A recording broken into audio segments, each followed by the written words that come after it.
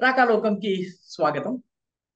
ఈ ప్రత్యేక ఎడిషన్ లోపల మనము రాజనీతి రాజకీయ విశ్లేషకులు అదేవిధంగా పొలిటికల్ అనలిస్ట్ అయినటువంటి సునీల్ రెడ్డి గారితో మాట్లాడదాము.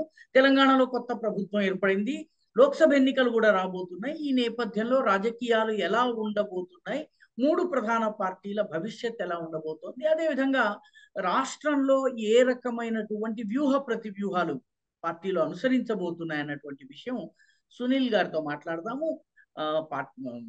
శ్రోతలకి గుర్తుండే ఉంటుంది, మనము వీక్షకులకు గుర్తుండే ఉంటుంది, గతంలో మనము ఎన్నికలకి ముందు ఒక ఇంటర్వ్యూ ఇలాగే కండక్ట్ చేశాము. దాని లోపల సునీల్ గారు చెప్పినటువంటి అంశాలు ఏవైతే ఉన్నాయో అవి దాదాపుగా 100% వరకు కూడా కరెక్ట్ వచ్చినాయి. ఫలితాలు చూసినట్లయితే వారి విశ్లేషణను ఆల్మోస్ట్ 100% కరెక్ట్ అన్నట్టుగా అనిపించింది.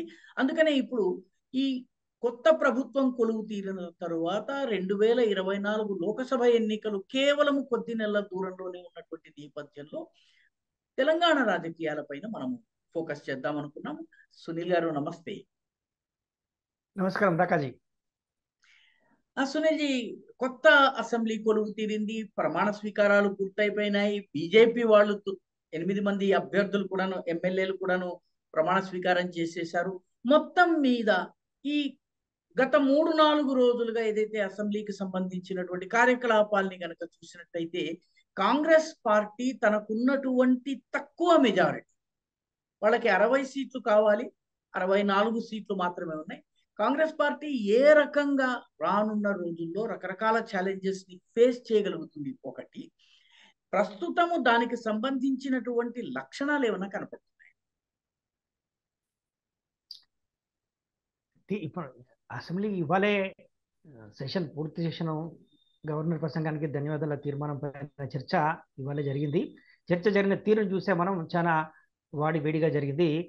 ప్రతిపక్షం కూడా ఏమాత్రం వెనక్కి తగ్గకుండానే అధికార పక్షానికి డి అంటే డి అనేటువంటి ధోరణిలోనే ముందుకెళ్ళింది. ఈ టెండెన్సీ ఇట్లాగే కంటిన్యూ అవుతుందని అనిపిస్తుందండి.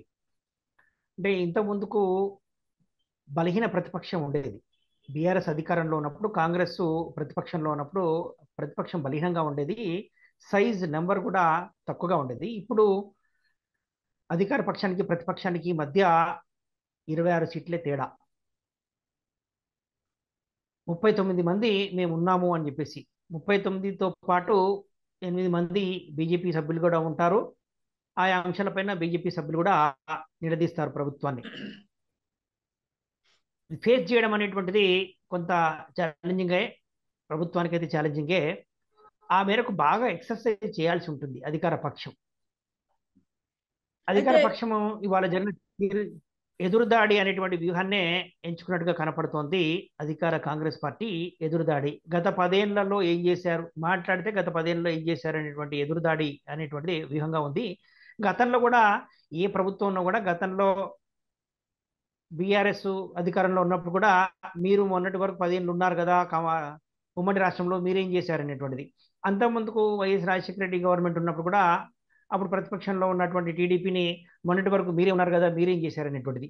ఇది రాజకీయాల్లో సహజమే. ఎదురుదాడి అనేటువంటి వ్యూహాన్నే అధికార పక్షాలు అనుసరిస్తూ ఉంటాయి. సరే, బుల్డోజ్ చేసుకుంటూ పోతూనే ఉంటాయి. కానీ ఇక్కడ బలమైన ప్రతిపక్షం ఉండడం అనేటువంటిది కొంత మేరకు అధికార కాంగ్రెస్కు ఇబ్బందికర పరిణామం. అయితే ఇంటాక్ట్గా ఉంటారా అనేటువంటిది గత 2 అసెంబ్లీ మనం అసెంబ్లీని చూసినట్టయితే ప్రతిపక్ష కాంగ్రెస్లో నుంచి కొంతమంది ఎమ్మెల్యేలు అధికార బీఆర్ఎస్లోకి వెళ్ళిపోయారు. ఇప్పుడు ప్రతిపక్ష బీఆర్ఎస్ నుంచి కొందరు ఎమ్మెల్యేలు ఎవరైనా అధికార కాంగ్రెస్ వైపు వెళ్తారా అనేటువంటి ప్రశ్నలు, అనుమానాలు, సందేహాలు రాజకీయ వర్గాలను, సామాన్యులను కూడా ఉన్నాయి. కానీ అది అంత సులువు కాకపోవచ్చు. బీఆర్ఎస్ ఇంటాక్ట్గా ఉండడానికి ఎక్కువ అవకాశాలు ఉన్నాయి. ఎందుకంటే వాళ్ళ సైజు పెద్దగా ఉంది, 39 మంది ఎమ్మెల్యేలు ఉన్నారు, వాళ్ళని కాపాడుకునేటువంటి బలమైన నాయకత్వం ఉంది, వాళ్ళకు వనరులు కూడా ఉన్నాయి. సో ఈ నేపథ్యంలో అంత ఈజీగా ప్రతిపక్ష బీఆర్ఎస్ నుంచి కాంగ్రెస్ వైపు వెళ్ళకపోవచ్చు. ఇది ఒక అంశం. మీ మాటకు అడ్డొస్తున్నాను. కాంగ్రెస్ కూడా మొట్టమొదటి సెషన్ ఒక రోజు మాత్రమే కార్యక్రమం జరిగింది, కానీ అన్నిటికీ రేవంత్ రెడ్డి మాత్రమే జవాబు ఇవ్వవలసినటువంటి పరిస్థితి వస్తోంది. మిగతా నాయకులు, కీలకమైనటువంటి సీనియర్ నాయకులు ఆ మేరకు ఆయనకు సహకరిస్తున్నట్టుగా అనిపిస్తోందా మీకు? అంటే ఇవాళ జరిగినటువంటి సెషన్స్ లోపల డిప్యూటీ సీఎం బట్టి విక్రమార్క, తర్వాత legislative affairs minister Sridhar Babu, తర్వాత పొన్నం ప్రభాకర్, వీళ్ళంతా కూడా ఇంటర్వ్యూన్ అయ్యారు. ప్రతిపక్ష బీఆర్ఎస్ ను ధీటుగానే ఎదుర్కొన్నారు. ఇక ముందు ముందు కూడా కొందరు మంత్రులు కూడా ముందుకు వచ్చేటువంటి అవకాశం ఉంది. వాళ్ళకు సంబంధించినటువంటి శాఖలు వచ్చినప్పుడు వాళ్ళు అధికార పక్షాన్ని సమర్థించుకునే విధంగా, ప్రతిపక్షాన్ని కౌంటర్ చేసే విధంగానే ఉండొచ్చు. కానీ రెస్క్యూకి వస్తారండి. ఆ విధంగా ఒకవేళ ఎవరైనా ప్రతిపక్షాల నుంచి ముఖ్యమంత్రి మీద దాడి చేయడానికి వచ్చినప్పుడు రెస్క్యూకి మంత్రులు, సభ్యులు వస్తారు. అధికార పార్టీ కనుక ఇప్పుడు ట్రెజరీ బెంచ్ కూడా ఎక్స్పీరియన్స్ గానే ఉంది. మిగతా మంత్రులంతా కూడా గతంలో డిప్యూటీ సీఎం మన బట్టి విక్రమార్క 3 టర్మ్స్, అంతకుముందుకు డిప్యూటీ స్పీకర్ గా ఉన్నారు. అంతకుముందుకు డిప్యూటీ సీఎం గా ఉన్నటువంటి దామోదర్ నరసింహ ఆయన కూడా 7-8 ఇయర్స్ ఉన్నారు. ఉత్తమ్ కుమార్ రెడ్డి, కోమటిరెడ్డి వెంకరెడ్డి, వీళ్ళంతా కూడా శ్రీధర్ బాబు, వీళ్ళంతా కూడా గతంలో మంత్రులుగా పనిచేసిన వాళ్ళే. జూపల్లి కృష్ణారావు గతంలో మంత్రులుగా పనిచేసిన వాళ్ళే ఉన్నారు కనుక వాళ్ళకు గవర్నింగ్ ఎక్స్పీరియన్స్ ఉంది. కాబట్టి ప్రతిపక్షాన్ని వీళ్ళు కూడా ధీటుగానే ఎదుర్కోవడానికి ఆస్కారం ఉంది. ఇంకోటి, ముఖ్యమంత్రి రేవంత్ రెడ్డి కూడా ఎప్పటికప్పుడు కౌంటర్లు ఇవ్వడం లోపల ఆయన ఎక్స్పర్టైజ్, ప్రతిపక్షంలో ఉన్నప్పటి నుంచి కూడా ఆయన రాటుదేలాడు, ప్రత్యర్థులకు ధీటైన సవాళ్ళు విస్తరణ లోపల రాటుదేలా, ఆ లక్షణమే ఆయన ఇప్పుడు నిలబెట్టింది, ముఖ్యమంత్రి వరకు తీసుకొచ్చింది. కాబట్టి ఆ విషయంలో కూడా సీఎం కూడా ఏమాత్రం వెనక్కి తగ్గకపోవచ్చు. కానీ ఇటువైపు కూడా బీఆర్ఎస్ లో కూడా మొన్నటి వరకు మంత్రులుగా ఉన్నటువంటి చాలా మంది ఉన్నారు. కాబట్టి ప్రతిపక్షం కూడా బలంగానే ఉంది. కాబట్టి ఇప్పుడు సమావేశాలు మాత్రం చాలా ఆసక్తికరంగా ఉంటాయని చెప్పేసి రాజకీయ వర్గాలకు, రాజకీయాలంటే ఆసక్తి ఉన్న వాళ్ళకు, లెజిస్లేటివ్ అఫైర్స్ మీద ఇంట్రెస్ట్ ఉన్న వాళ్ళందరికీ కూడా సెషన్స్ చాలా ఇంట్రెస్టింగ్ గా, హాట్ గా ఉంటాయని చెప్పేసి అనిపిస్తుంది. అయితే ఇక్కడ గమనించవలసినటువంటి విషయం ఏంటంటే, కాంగ్రెస్ ప్రభుత్వానికి కౌన్సిల్ ఏ రకంగా హ్యాండిల్ చేయగలుగుతారు? ఎందుకంటే కౌన్సిల్లో ఇప్పటికి ఉన్నటువంటి కంపోజిషన్ చూసినట్టయితే బీఆర్ఎస్ ఆధిక్యత ఉంది. కొందరు ఇప్పుడు రాజీనామా చేసి, గతంలో కౌన్సిల్ మెంబర్ గా ఉన్నటువంటి వాళ్ళు ఇప్పుడు రాజీనామా చేశారు. మొత్తం మీద ఓవరాల్ గా ఈ రోజు కూడాను కౌన్సిల్లో బీఆర్ఎస్ దే పై చేయింది. ఆంధ్రలో ఇదే పరిస్థితి ఉంటే తెలుగుదేశం నుంచి జగన్మోహన్ రెడ్డి చాలా ఇబ్బందులు పడ్డారు. ఒక దశలో అయితే ఏకంగా ఆయన కౌన్సిల్ ని రద్దు చేయాలని కూడా ఆలోచించారు. ఒక ఏడాది తర్వాత పరిస్థితి మారింది. ఇక్కడ ఏ రకంగా ప్లే అవుట్ కావు? ఆంధ్రప్రదేశ్ లో కౌన్సిల్ రద్దుకు తీర్మానం చేశారండి. అసెంబ్లీలో తీర్మానం చేసి కేంద్రానికి పంపారు. కేంద్రం దాన్ని పెండింగ్ లో పెట్టింది. ఇలాంటి తీర్మానాలు మాకు చాలా ఉన్నాయని చెప్పేసి. ఇప్పుడు ఇక్కడ కూడా మొదట్లో బీఆర్ఎస్ ఏర్పడ్డప్పుడు కూడా వాళ్ళకు కూడా స్వామి కూడా ఒక్కరే మెంబర్గా ఉండేవారు. వాళ్ళకు కూడా మెంబర్ తక్కువగానే ఉండే. తర్వాత అందరిని లాక్కున్నారు. ఆ మేరకు మెజార్టీ వచ్చేసింది. కానీ ఆంధ్రప్రదేశ్లో మాత్రం కొంత మేరకు వైఎస్ జగన్ సర్కార్ కొంత ఇబ్బంది పడింది. ఇప్పుడు కూడా ఆ రకమైనటువంటి ఇబ్బందులు తలెత్తుతాయా రేవంత్ రెడ్డి సర్కార్కు అనేటువంటి అనుమానాలు, సందేహాలు ఉన్నాయి. కానీ కౌన్సిల్లో బిల్లులు పాస్ కావడానికి కొంత మేరకు సహకారం అందేటువంటి అవకాశాలే కనిపిస్తున్నాయి. ఒకవేళ ఇబ్బంది అనుకుంటే బీఆర్ఎస్ఏ వాకౌట్ చేయడము, లేకపోతే వాటిని మళ్ళీ రివ్యూ చేయమని చెప్పేసి ఆ రకమైనటువంటి కొంత ఇబ్బంది పెట్టేటువంటి అవకాశాలు అయితే ఉన్నాయి. ఇప్పుడు ఇమ్మీడియట్గా వచ్చేటువంటి బిల్లు అయితే, బిల్లు మనకు అభయహస్తము, ఈ 6 గ్యారంటీలకు చట్టబద్ధత కల్పించేటువంటి బిల్లు రాబోతోంది. దానికైతే దాన్ని వ్యతిరేకించినట్టయితే ఇబ్బంది అవుతుంది. ఇవన్నీ వెల్ఫేర్ స్కీమ్స్ కదా, ఈ వెల్ఫేర్ స్కీమ్స్ ప్రజలకు అందకుండా ప్రతిపక్ష బీఆర్ఎస్ అడ్డుపడుతుంది అనేటువంటిది వెళ్తే ఇంకా డ్యామేజ్ అవుతుంది అనే ఉద్దేశంతో ఈ బిల్లు వరకు అయితే సహకరించే అవకాశం ఉందండి. ఈ బిల్లు వరకు ఇది అంతా కూడా వెల్ఫేర్ ఓరియంటెడ్ కదా. అవును. అయితే ఓవరాల్ గా మనం చూసినట్టయితే బీఆర్ఎస్ రాజకీయ భవిష్యత్తు ఎలా ఉండబోతుంది? ఎందుకంటే ప్రాంతీయ పార్టీలు ముఖ్యంగా చాలా సందర్భాల్లో ఎప్పుడైతే అధికారాన్ని కోల్పోతాయో, చంద్రబాబు విషయంలో మనం ఇదే చూసాం, తెలుగుదేశం విషయంలో ఒక్కసారిగా తెలంగాణలో పూర్తిగా బలహీనమైపోయింది. ఇప్పుడు దాదాపుగా ఉనికి లేనటువంటి పరిస్థితి. వచ్చేసింది. పార్టీ అధ్యక్షుడుగా ఉన్న వ్యక్తి రాజీనామా చేసి బీఆర్ఎస్ లో చేరిపోయారు. సో బీఆర్ఎస్ పార్టీ మనుగడ, ముఖ్యంగా లోకసభ ఎన్నికల సవాల్ని ఆ పార్టీ ఎలా ఎదుర్కోబోతుంది, దాని ముందున్నటువంటి సవాళ్ళు? అయితే ఒక ప్లస్ పాయింట్ ఏంటి బీఆర్ఎస్ ఉన్నది ఏంటి అంటే బలమైన ప్రతిపక్షంగా ఉండడం, 39 మంది ఎమ్మెల్యేలు ఉండడం, ఇవాళ ఉన్నటువంటి పరిస్థితులు వాళ్ళంతా కూడా ఇంటాక్ట్ గా ఉండడానికే ఆస్కారం ఉంది. ఏ ప్రాంతీయ పార్టీ కూడా మరో రాష్ట్రంలో బలంగా ఉండి అధికారంలోకి వచ్చినటువంటి దాఖలాలు లేవు. కాబట్టి తెలుగుదేశం పార్టీ ఆంధ్రప్రదేశ్లో 5 ఏళ్ళ అధికారంలో ఉండి ఇప్పుడు ప్రధాన ప్రతిపక్షంగా ఉంది కనుక తెలంగాణలో ఆ పార్టీ కనుమరుగైంది, వైఎస్ఆర్సీపీ కూడా కనుమరుగైంది. మనం అంతకుముందుకు చూసుకున్నట్టయితే ఉత్తరప్రదేశ్లో ఉన్నటువంటి సమాజ్వాదీ పార్టీ ఉత్తరాఖండ్లో లేదు, మనకు అది ఉత్తరప్రదేశ్ నుంచి విడిపోయినటువంటి రాష్ట్రం ఉత్తరాఖండ్, అక్కడ బీఎస్పీ లేదు, సమాజ్వాదీ పార్టీ లేదు. అట్లాగే బీహార్ నుంచి విడిపోయినటువంటి రాష్ట్రం జార్ఖండ్, అక్కడ ఆర్జేడీ లేదు, తర్వాత జేడీయూ లేదు. అంటే ఈ ప్రాంతీయ పార్టీలు వాళ్ళు బలంగా ఉన్నటువంటి రాష్ట్రంలోనే ఉన్నాయి తప్ప ఇంకో రాష్ట్రంలో లేవు. కాబట్టి అదే ప్రాతిపదికన తెలంగాణలో కూడా టీడీపీ పార్టీ, వైఎస్ఆర్సీపీలు కనుమరుగైపోయాయి. కానీ తెలంగాణ కోసమే, తెలంగాణ రాష్ట్ర సాధన కోసమే ఆవిర్భవించినటువంటి టీఆర్ఎస్ ఇప్పుడు బీఆర్ఎస్ గా మారినటువంటిది ఆ రకమైనటువంటి సెంటిమెంట్ను ఆ పార్టీని బతికించడానికి ఆస్కారం ఉంది. అయితే ఇక్కడ బీజేపీ కనుక ఎమర్జ్ అయితే బీఆర్ఎస్ కు ఇబ్బందికర పరిస్థితులు వస్తాయి. ఉమ్మడి రాష్ట్రంలో కూడా 96 లోక్సభ 98 లోక్సభ లోపల బీజేపీ 4 లోక్సభ స్థానాలు గెలుచుకుంది. దాంతో ప్రమాదాన్ని పసిగట్టినటువంటి చంద్రబాబు నాయుడు 99 లోక్సభ ఎన్నికల్లో బీజేపీతో పొత్తు పెట్టుకున్నాడు.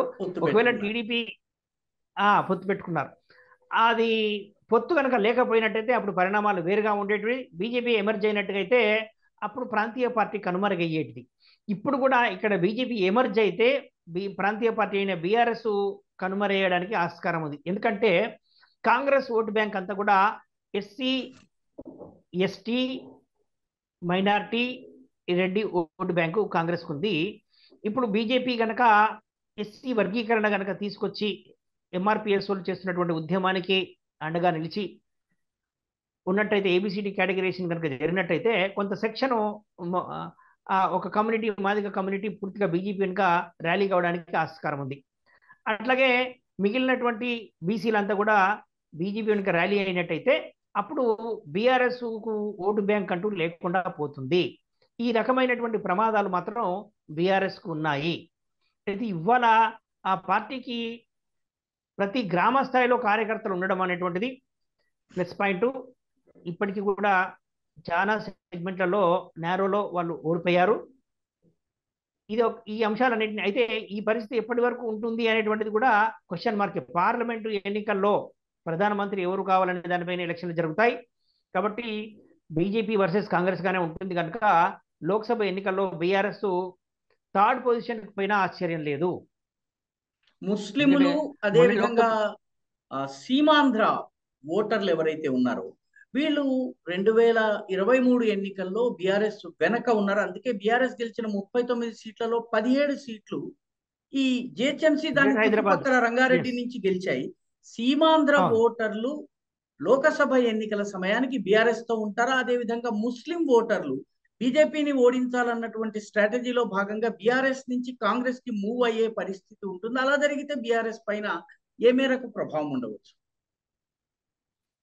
ముస్లింలు మాత్రం కాంగ్రెస్ వెనుక ర్యాలీ కావడానికి ఆస్కారం ఉంది. మిగతా సెట్లర్లు మాత్రం బీజేపీ వెనుక ర్యాలీ కావడానికి ఆస్కారం ఉంది.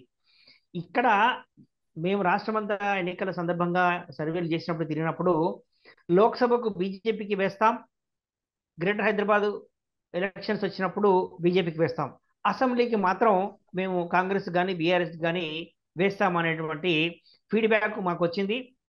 ఆ ప్రాతిపదికన చూసినట్టయితే ఇప్పుడు వచ్చే లోక్సభ ఎన్నికల లోపల బీజేపీ 11-12 లోక్సభ స్థానాల లోపల బలమైన పోటీ ఇచ్చడానికి ఆస్కారం ఉంది. ఆ పార్టీ వీక్ గా ఉన్నటువంటి సెగ్మెంట్లు ఏంటి అంటే మహబూబాద్ లోక్సభ, ఖమ్మం లోక్సభ, భువనగిరి, నల్గొండ, ఈ 4తో పాటు హైదరాబాదు లోక్సభ స్థానం. హైదరాబాద్ లోక్సభ స్థానంలో రెండో స్థానంలో ఉంటుంది, కానీ గెలవడం అనేది అంత సులువు కాదు. సులువు. ఈ ఈ 5 స్థానాలు పోతే 12 స్థానాల లోపల పార్టీ బలంగానే ఉంది. ఒక్క పెద్దపల్లిలో కొంత వీక్గా ఉంది, కానీ ఇప్పుడు ఎస్సీ వర్గీకరణ గనక ముందుకొచ్చినట్టయితే మొత్తం పరిణామాలన్నీ మారిపోతాయి. ఈ రిజర్వ్ సెగ్మెంట్లలో 3 ఎస్సీ రిజర్వ్ సెగ్మెంట్లలో కూడా బీజేపీకి ఎక్కువ గెలుపు అవకాశాలు ఉంటాయని చెప్పేసి ఒక చర్చ జరుగుతుంది రాజకీయ వర్గాల్లో. మీ సర్వేలో మొన్న కూడా అసెంబ్లీ అదే ఎన్నికల్లో కూడా ఆ రకంగానే అనిపించింది. Yes exactly. ఇంకోటి ఎంఆర్పిఎస్ సంస్థాగత వ్యవస్థాపక అధ్యక్షులు మందకృష్ణ మాదిగ గారు కూడా బీజేపీకి అవుట్లెట్ గా అసెంబ్లీ ఎన్నికల్లో ప్రచారం చేశారు. ఇప్పుడు లోక్సభ ఎన్నికల్లో కూడా అదే విధంగా ప్రచారం చేయబోతున్నారు, పని చేయబోతున్నారు. ఒక ఒక చర్చ ఏంటి అంటే ఆయన బీజేపీ తరఫున పోటీ చేసిన ఆశ్చర్యం లేదు అనేటువంటిది కూడా పొలిటికల్ సర్కిల్లో వినిపిస్తోంది. సరే, అది జరుగుతుందా లేదా అనేటువంటిది అప్పుడు పరిస్థితులు బట్టి, పరిణామాన్ని బట్టి ఉంటుంది. కాబట్టి ఈ రకమైన పరిణామాలు బీజేపీకి అనుకూలంగా ఉండబోతున్నాయి. ఇక దేశవ్యాప్తంగా కాంగ్రెస్ ఏమాత్రం పుంజుకుంటుంది, ఇక్కడ అధికారంలో ఉండడం కనుక కాంగ్రెస్ గట్టి పోటీ అయితే ఇవ్వగలుగుతుంది. పోటీ ఎక్కువ స్థానాల్లో పట్ల, ఈ 10-12 స్థానాల్లో పట్ల కాంగ్రెస్ వర్సెస్ బీజేపీ ఉండడానికి ఆస్కారం ఉంది. అయితే బీఆర్ఎస్ కూడా రేస్లో ఉంటుంది. మరీ డిపాజిట్లు గల్లయ్యేంత వరకు ఉండకపోవచ్చు, కానీ ట్రయాంగిల్ ఫైట్లో ఉంటుంది. ఆ ట్రయాంగిల్ ఫైట్లో థర్డ్ పొజిషన్లో బీఆర్ఎస్ ఉండడానికి అయితే ఆస్కారం ఉంటుంది. అంటే జేడీయూ, కర్ణాటకలో జేడీయూ పరిస్థితి, మన రాష్ట్రంలో బీఆర్ఎస్ పరిస్థితి, తెలంగాణలో బీఆర్ఎస్ పరిస్థితి దాదాపు ఒకే రకంగా అవుతాయని మనం అనుకోవచ్చా? జేడీయూ కొలాప్స్ అయిపోయింది, పూర్తిగా కొలాప్స్ అయిపోయింది. అక్కడ ప్రధాన ప్రతిపక్షం ఇప్పుడు బీజేపీ ఉంది. అక్కడ కాంగ్రెస్ గవర్నమెంట్లో ప్రధాన ప్రతిపక్షం బీజేపీ ఉంది. మైనర్ పార్ట్నర్ గా బీజేపీకి మైనర్ పార్ట్నర్ గా జనతాదళ్ సెక్యులర్ పార్టీ ఉంది, జేడీఎస్. కానీ ఇక్కడ అట్లా కాదు, బలమైన ప్రతిపక్షంగా బీఆర్ఎస్ ఉంది. కాబట్టి లోక్సభ ఎన్నికల్లో పట్ల పారామీటర్స్ వేరుగా ఉంటాయి. మనం గతంలో కూడా చూసాం. అసలు 98 ఎలక్షన్ లోపల ఎవరు ఊహించలేదు, 99 ఎలక్షన్లో కూడా ఎవరు ఊహించలేదు. తర్వాత మొన్నటి ఎలక్షన్లో 2019 ఎలక్షన్లో కూడా ఎవరు ఊహించని విధంగానే 4 లోక్సభ స్థానాలు బీజేపీ గెలుచుకుంటే కాంగ్రెస్ 3 గెలుచుకుంది. ఆ 3 కూడా బలమైన అభ్యర్థులు. కాంగ్రెస్ బలంగా ఉన్నటువంటి నల్గొండ జిల్లా, భువనగిరి, నల్గొండతో పాటు మల్కాజ్గిరి అక్కడ ఉన్నటువంటి బీఆర్ఎస్ వీక్ కావడము, ఇంటర్నల్ పాలిటిక్స్ వల్ల అక్కడ కాంగ్రెస్ కు అడ్వాంటేజ్ వచ్చింది. ఇప్పుడు ఏ విధంగా ఉండబోతుంది అంటే, బీఆర్ఎస్ గతంలో కాంగ్రెస్ ఎట్లయితే 3 సీట్లకు పరిమితమైందో ఆ విధంగా 2-3 సీట్లకు బీఆర్ఎస్ పరిమితం కావడానికి ఆస్కారం ఉంది. ఇప్పుడు పార్లమెంట్ సెగ్మెంట్ల వారీగా చూసినట్టయితే ఆదిలాబాద్లో కాంగ్రెస్ థర్డ్ ప్లేస్ పోయింది, బీజేపీ ఆడ సెకండ్ ప్లేస్లో ఉంది. ఇప్పటికి కూడా బీఆర్ఎస్ ఫస్ట్ ప్లేస్లో ఉంది. మిగతా వాటిల్లో అన్నింటిలో థర్డ్ ప్లేస్లో ఉంది బీజేపీ. కానీ అసెంబ్లీలో థర్డ్ ప్లేస్లో ఉన్నప్పటికీ నేను లోక్సభ సెగ్మెంట్ల వారీగా చెప్తున్నానండి. కానీ పార్లమెంట్కి వచ్చేసరికి ఆ పరిస్థితులు తారుమారవుతాయి. అనూహ్యంగా బీజేపీ పుంజుకుంటుంది. అంటే ఎలక్షన్ వేటి మీద జరుగుతుందంటే 10 ఏళ్ల నరేంద్ర మోడీ సర్కారు పనితీరుపైనే జరుగుతుంది. మళ్ళీ నరేంద్ర మోడీకి పాజిటివ్ ఓటు వెయ్యాలా వద్దా? ఒకవేళ వద్దు అనుకుంటే ఆల్టర్నేటివ్ ఎవరున్నారు, కాంగ్రెస్ నిలబడగలుగుతుందా జాతీయ స్థాయిలో అనేటువంటి కూడా చూస్తారు. సో ఇప్పుడు కాంగ్రెస్ కు ఓటేసినటువంటి న్యూట్రల్ ఓటరు, కాంగ్రెస్ కు మొత్తం అంతా ఓటు బ్యాంకు అయినప్పటికీ కూడా కొంత న్యూట్రల్ ఓటర్ ఉంటారు. ఆ న్యూట్రల్ ఓటర్ కూడా ఇప్పుడు బీజేపీ వైపు షిఫ్ట్ కావడానికి ఆస్కారం ఉంది. అయితే ఓవరాల్ గా మనం చూసినట్టయితే బీజేపీ రానున్న రోజుల్లో బీజేపీ వ్యూహం ఎలా ఉండవచ్చు? ఎందుకంటే బీజేపీలో దురదృష్టవశాత్తు చాలా గ్రూప్స్ ఉన్నాయి. ఇప్పటికీ కూడాను అసెంబ్లీ ఎన్నికల ఫలితాలు వెలువడి ప్రధాన నాయకులందరూ ఓడిపోయి కొత్త తరం లీడర్లు, ఎమ్మెల్యేలు అయినప్పటికీ కూడాను పార్టీలో అంతర్గత కలహాలు పెద్దగా తగ్గినట్టు సూచనలు కనపడటం లేదు. ఒక రకంగా చెప్పాలన్నట్లయితే వ్యక్తిగతంగా కిషన్ రెడ్డి నాయకత్వం, నిజానికి ఇంత గొడవ జరుగుతున్నా కూడాను ఆయన చాలా నిశ్శబ్దంగా తన పని తాను చేసుకుంటూ ఈ గొడవల్లో పడకుండా ఆయన వర్క్ చేస్తున్నారు. అయినప్పటికీ పార్టీ ఈ అంతర్గత కలహాల్ని దాటి ముందుకు రాగలుగుతుంది. ఇది ఓటర్లను ప్రభావితం చేసే అంతగా లేవండి. అంతర్గత ఇంటర్నల్ డిస్టర్బెన్స్ ఉంటే ఉండొచ్చు, అది ఆధిపత్య పోరు ఉంటే ఉండొచ్చు కొద్దిమంది నాయకుల మధ్య. ఉంటే ఉండొచ్చు, కానీ వాటన్ని అవి ఓటర్ల వరకు అయితే కాలేదు. ఈ పార్టీ డిస్టర్బ్ అయి ఉంది అనేటువంటిది అయితే ప్రజల్లో చర్చ జరగట్లేదు. ఇంకోటి, వీటన్నిటిని హ్యాండిల్ చేసేటువంటి నరేంద్ర లీడర్షిప్ మోదీ. కేంద్ర మంత్రి కిషన్ రెడ్డి గారికి ఉంది, పైన ఉన్నటువంటి పెద్దలకు ఉంది. ఆ కిషన్ రెడ్డి గారు సాఫ్ట్ లీడర్, అంటే రాజకీయాల్లో పూట ఈ ఇంటలెక్చువల్స్ అంతా కూడా అంటే కామన్ వాళ్ళంతా కూడా ఒక రకమైనటువంటిది, రాజకీయాల్లో హుందాతనం ఉండాలి, రాజకీయాల్లో నిజాయితీ పరులు ఉండాలి. మరి ఆ విధంగా నిజాయితీ పరుడు, ఆ విధంగా హుందాతనం ఉన్నటువంటి నాయకుడు కిషన్ రెడ్డి. కానీ మళ్ళీ ఇటు వచ్చినప్పుడు కిషన్ రెడ్డి దూకుడుగా లేడు, అక్కడ అదర్ వైపు అంత ఫిల్తీ లాంగ్వేజ్ మాట్లాడుతున్నారు. ఇటు బీజేపీ నుంచి కూడా ఆ విధంగా మాట్లాడితే బాగుంటుందేమో అనేటువంటి ఒక రెండు వర్షన్స్ వినిపిస్తుంటాయి. కానీ ఇది కొద్ది మందిలో ఉన్నటువంటి ద్వంద్వ ప్రమాణాలు. మనమే రాజకీయాల్లో మంచి వాళ్ళు ఉండాలి, నిజాయితీ పరులు ఉండాలి, హుందాగా ఉండాలి, భాష హుందాగా ఉండాలి, డిగ్నిటీగా ఉండాలి అనేటువంటి అభిప్రాయాలు వ్యక్తమవుతుంటాయి. మళ్ళీ ఆ విధంగా ఉన్న వాళ్ళు దుగుడుగా లేడు అనేటువంటి ఇంకో రకమైనటువంటి కామెంట్స్ వస్తుంటాయి. సరే, ఇది ఒక సెక్షన్స్ లో ఉంటుంది, ఆ ద్వంద్వ ప్రమాణాలు, డ్యూయల్ స్టాండర్డ్స్ ఉండేటువంటిది. అలాంటి సెక్షన్ లోపల డ్యూయల్ టాక్ ఉంటే ఉండొచ్చు, కానీ ఓవరాల్ గా కిషన్ రెడ్డి నాయకత్వంలోనే ఇప్పుడు 8 సీట్లు వచ్చాయి. గతంలో 99లోనే 2 సీట్లు వచ్చాయి. అప్పుడు కంబైన్డ్ సీట్లు కూడా తెలంగాణలో 8 అసెంబ్లీ సీట్లు గెలిచారు. ఇప్పుడు సరే, జనసేనతో పొత్తు అనేటువంటిది పెద్ద విషయం కాదనుకోండి. అప్పుడు టీడీపీతో పొత్తు అనేది, టీడీపీ అధికారంలో ఉన్నటువంటి పార్టీతో పొత్తు పెట్టుకుని 8 సీట్లు వచ్చాయి. ఇప్పుడు జనసేన అనేటువంటిది వీక్ పార్ట్నర్. భవిష్యత్తు ఆంధ్రప్రదేశ్ అవసరాల దృష్ట్యా ఇక్కడ కూడా పొత్తు పెట్టుకున్నారు తప్పించి మైనర్ పార్ట్నర్. అది అసలు పొత్తుని మనం కన్సిడర్ చేయాల్సినటువంటి అవసరం లేదు. వాటిని కనుక తీసుకున్నట్టయితే 8 సీట్లు అనేటువంటిది ఆల్ టైమ్ రికార్డ్ బీజేపీకి. ఇది ఇంకా పోతుంది. 7% పోయినసారి 2018 లోపల 7% అసెంబ్లీ ఎన్నికల్లో ఉన్నటువంటి ఓటు షేరు ఇప్పుడు 14%కి పెరిగింది. ఇక ముందు కూడా ఇప్పుడు లోక్సభ ఎన్నికల్లో 19% ఉంది, ఇప్పుడు కూడా పెరుగుతుంది. 4 స్థానాలు పోయినసారి గెలిచాయి కదా, ఈసారి ఎక్కువ గెలవడానికి ఆస్కారం ఉంది. మీకు అనూహ్యంగా ఇప్పటికే చాలా మంది మాలాంటి వాళ్ళని అడుగుతున్నారు, బీజేపీ ఎంపీ టికెట్ కోసం ప్రయత్నం చేస్తే ఏ విధంగా ఉంటుంది అనేటువంటిది. బీజేపీ గెలుస్తుంది కదా, లోక్సభ ఎన్నికలు వేరుగా ఉంటాయి కదా, ప్రయత్నం చేస్తే ఎట్లా ఉంటుంది అనేటువంటిది. సో బీఆర్ఎస్లో ఉన్నటువంటి కొంతమంది నాయకులు కూడా బీజేపీ టికెట్ కోసం లాబింగ్ చేస్తున్నట్టుగా మనకు పొలిటికల్ సర్కిల్లో చర్చ జరుగుతోంది.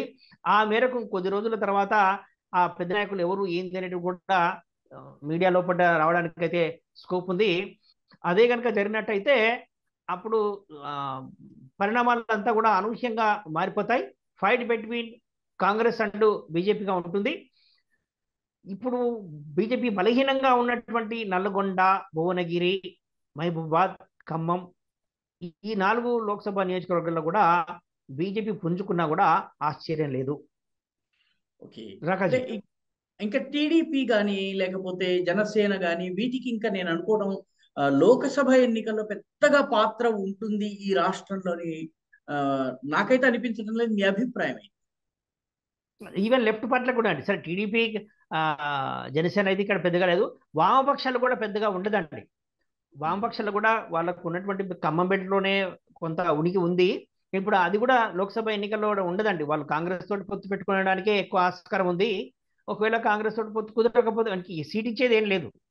అసెంబ్లీ ఎన్నికలనే వాళ్ళు ఎంత అరిచి పెట్టినా కూడా ఒకటే సీట్ ఇచ్చారు కాంగ్రెస్ పార్టీ సిపిఐకి. సిపిఎంకి అయితే అది కూడా కుదరలేదు, వాళ్ళు భంగపడిపోయారు. ఎక్కడ కూడా డిపాజిట్ రాలేదు. ఇప్పుడు వాళ్ళు కాంగ్రెస్కు బేషరతుగా మద్దతు ఇవ్వడం తప్పించి వేరే మార్గం లేదు. దాదాపుగా మనకు మొత్తం హైదరాబాద్ మినహాయిస్తే, హైదరాబాద్ లోక్సభ స్థానం మినహాయిస్తే మిగిలిన 16 లోక్సభ స్థానాల లోపల ముక్కోనపు పోటీ అనివార్యం అనిపిస్తుంది. ఈ ముక్కోనపు పోటీలో కూడా ఎక్కడైనా 1-2 బలమైన నాయకులు కనుక ఉన్నట్టయితే బీఆర్ఎస్ గెలవడానికి ఆస్కారం ఉంటుంది. ఎక్కడైనా మెదక్ వంటి సీట్లు, కరీంనగర్ కూడా ఒకవేళ కేసీఆర్ కూతురు కవిత కరీంనగర్ నుంచి పోటీ చేస్తారు అనేటువంటిది వినిపిస్తున్నటువంటి చర్చ రాజకీయ వర్గాల్లో. అలాంటి టైట్ ఫైట్ గా ఉండడానికి స్కోప్ ఉంటుంది. ఇలాంటి 1-2 బలమైన నాయకులు పోటీ చేసిన దగ్గర, వాళ్ళు పూర్తిగా సర్వశక్తులు ఒడ్డి పోటీ చేసిన దగ్గర ఫలితాలు ఏమైనా వేరుగా ఉంటే ఉండొచ్చు. కానీ మొత్తానికైతే కాంగ్రెస్ వర్సెస్ బీజేపీనే లోక్సభ ఎన్నికలు ఉండడానికి ఆస్కారం ఉంది. రాకాజీ, అయితే ఓవరాల్ గా మనము చూసినట్టయితే ఆ రేవంత్ రెడ్డి నిజానికి ఇప్పుడు కాంగ్రెస్ పార్టీకి జాతీయ స్థాయిలో రాష్ట్ర ప్రభుత్వాలు కేవలం కర్ణాటక అదేవిధంగా తెలంగాణ మాత్రమే ఉన్నాయి. ఈ రెండు రాష్ట్రాలే ఒక రకంగా చూసినట్టయితే కాంగ్రెస్ పార్టీకి వనరుల సమీకరణ చేయగలిగేటటువంటి స్థితిలో ఉన్నాయి. అంటే కర్ణాటక నుంచి కూడాను కాంగ్రెస్ లో అంతర్గత కుమ్ములాట ఉన్నట్టుగాను చాలా మంది ఎమ్మెల్యేలు అటు ఇటు అయ్యేటువంటి సూచనలు ఉన్నాయని చెప్పి వార్తలు వస్తున్న నేపథ్యంలో తెలంగాణలో కాంగ్రెస్ ప్రభుత్వం చాలా తక్కువ మెజారిటీతో ఉంది. దీని సుస్థిరత విషయంలో ఏమన్నా సందేహాలు, ఎందుకంటే ఫీల్డ్ లో ముఖ్యంగా కాంగ్రెస్ పార్టీ రాజకీయాలను అనేక సంవత్సరాలు చూసిన వ్యక్తిగా మీకు ఆ, ఏమనిపిస్తోంది? అంటే తెలంగాణలో ఉన్నటువంటి ప్రభుత్వము సుస్థిరంగా ఉంటుంది అని మీకు అనిపిస్తోందా సునీల్ రెడ్డి గారు? అంటే ఇంటర్నల్ థ్రెట్ అయితే లేదండి, కాంగ్రెస్ పార్టీకి ఇంటర్నల్ థ్రెట్ అయితే లేదు. ఇప్పుడు ఉన్న దాంట్లో ఆ ఆ స్థాయి నాయకులు కూడా, అంటే ఈ మనం మధ్యప్రదేశ్లో చూసినటువంటి పరిస్థితులు, మధ్యప్రదేశ్లో కర్ణాటకలో జ్యోతిరాదిత్య. ఉన్నటువంటి పరిస్థితులు వేరు. జ్యోతిరాదిత్య సింధియా ఉన్నాడు, కర్ణాటకలో అది సంకీర్ణ ప్రభుత్వం కాబట్టి అక్కడ పరిస్థితులు వేరుగా ఉండే. కానీ రాజస్థాన్లో ఆ ప్రయత్నం పూర్తి స్థాయిలో ఫలించలేదు. తర్వాత ఛత్తీస్గఢ్లో అసలు సాధ్యమే కాలేదు.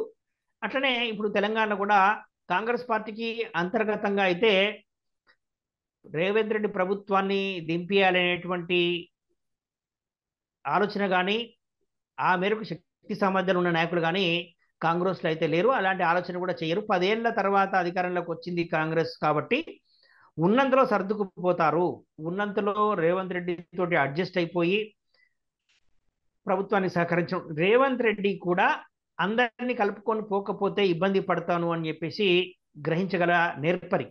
ఆయనకు తెలుసు ఎక్కడ తగ్గాలి, ఎక్కడ ముందుకు వెళ్ళాలి అనేటువంటిది బాగా తెలిసినటువంటి వాడు. ఎందుకంటే డకాముక్కులు తిన్నవాడు. 2007 నుంచి ఉండి టీడీపీ సంక్షోభంలో కూరుకుపోయింది, ఇంకా లాభం లేదు అని చెప్పేసి కాంగ్రెస్లోకి వచ్చి కాంగ్రెస్లో వ్యూహాత్మకంగా వర్కింగ్ ప్రెసిడెంట్ తీసుకొని ఆ తర్వాత పిసిసి ప్రెసిడెంట్ అయ్యి, తర్వాత ఇంతమంది సీనియర్లు కొంత అసమ్మతి రాజకీయాలు చేసినా కూడా తట్టుకొని నిలబడి ఇప్పుడు పార్టీని అధికారంలోకి తీసుకురావడం అనేటువంటిది, సరే ప్రభుత్వం మీద వ్యతిరేకత వల్లే కాంగ్రెస్ గెలిచినప్పటికీ దాన్ని క్యాష్ చేసుకోవడం లోపల రేవంత్ రెడ్డి సక్సెస్ అయ్యారని చెప్పుకోవచ్చు. కాబట్టి ఆ మేరకు ఇప్పుడు మనకు ఆ హోటల్లో జరిగినటువంటి అభిప్రాయ సేకరణలో కూడా 40 మందికి పైగా రేవంత్ రెడ్డి పేరే చెప్పారు.